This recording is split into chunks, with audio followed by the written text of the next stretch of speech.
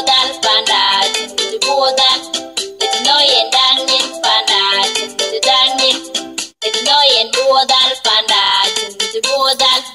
it no yen bodal panda chin bodal it no yen dangin panda chin dangin it no yen bodal panda chin bodal it no yen dangin panda chin dangin it no yen bodal panda chin bodal it no yen bodal panda chin bodal chin bodal chin bodal chin bodal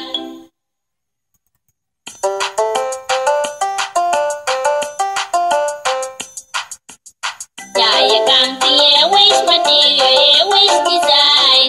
nya kang de nya musawadu Jaya kang tie waste material waste design ku kong rachari yin yanga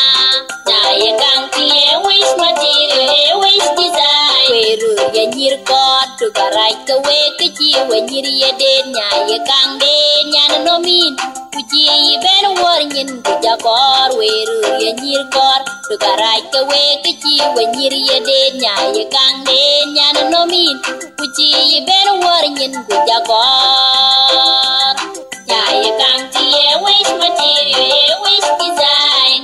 nya kang de nya no musawadu nya kang tie waste material waste design ku kong rachari yin yanga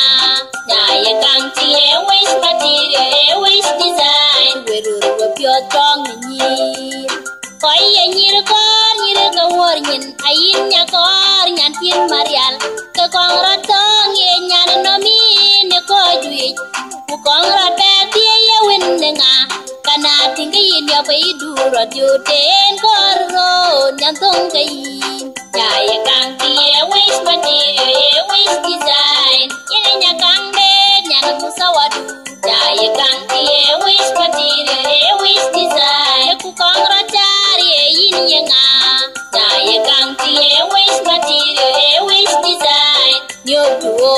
ayani man ko yani lat ku nyani lat ya nyan dalin ku ji kor kana jating ya kai do jinongir ku dunya kon go waje ku du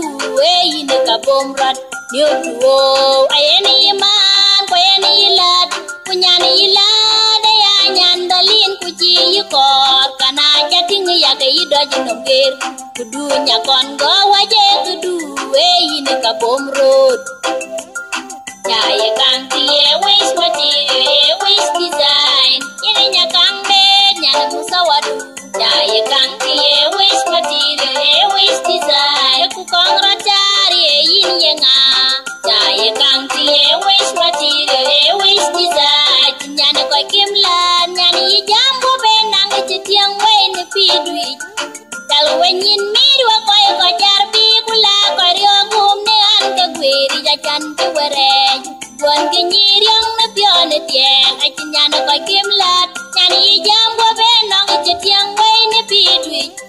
dal wenyin mirwa ko jarbi kula ko ryo gum ne an ka gweri ja chan ti were don ke nyiriang na pione tieng Jaya kang tie waste material waste design